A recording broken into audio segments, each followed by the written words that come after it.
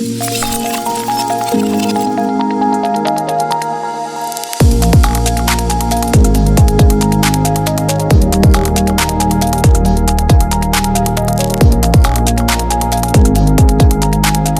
on to advances in data sharing technology. So let's walk through some data sharing technologies and what they mean and sort of a little bit of the history here, not excessive history. The first one is what people call actually emailing. Emailing data. You know, as you can imagine, this is a very, very insecure, very bad practice. You know, putting data into a spreadsheet and emailing it. Then there was something called Secure File Transfer Protocol, which added a layer of security. These are allowing some kind of, people call it vendor agnostic or homegrown solutions. But these are, again, difficult or even impossible. They might be difficult to secure, and they're pretty much impossible to govern because they lacked advanced security features, such as really strong encryption at rest, granular data access controls, and automated auditing, which are more common in modern solutions. So what has replaced these more crude and historic uses of data sharing technology? So the most widely used types of data sharing technology amongst enterprise organizations are data lakes, or lake houses, some people say.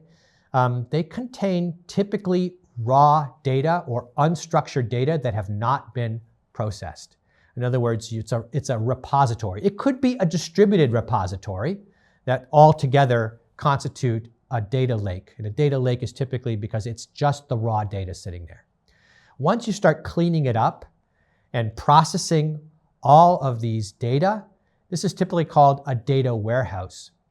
A data warehouse is often used for internal sharing of data, but it can also be used for external partners as well. These are modern data architecture systems. They provide central repositories for big data collection. They're for storing and sharing from multiple business units or even externally. These architectures typically include what people call tiers. The first tier is for the front-end clients. That's like the interface with the users of the system. They could have an analytics engine, so doing operations and analyzing data. And then you could have the actual database servers themselves. And those are typically how a data warehouse is organized. Another common data sharing technology is the application programming interface, also known as an API. You probably heard the term API a lot. It allows software components to communicate shared definitions and protocols. So think of it as a secure database connection or intermediary, some people say, where you can query a remote system if you follow the rules set up by the creator of the API. And so data sharing APIs support fine-grained access controls and permissions.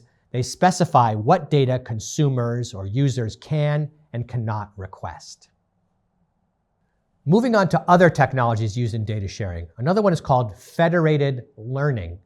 And what this is, it allows AI systems to train on distributed data sets from diverse sources without having to move the data. That's why it's called federated. And it's learning because you're actually training on data. Another one is blockchain. So blockchain technology provides a transparent, people call it immutable, or in other words, it's very, very difficult to change, a ledger for tracking transactions, including those on open data exchanges. So this provides a layer of integrity and security to data sharing processes. Now you can think of it as a highly secure database that's quite useful for transaction data. Blockchain is useful for other things as well, but in this particular context, think of it as a highly secure database that's mainly for transaction data. And finally, you have data exchange platforms. That's another technology that supports data sharing, and we'll learn much more about this later on in our whole course.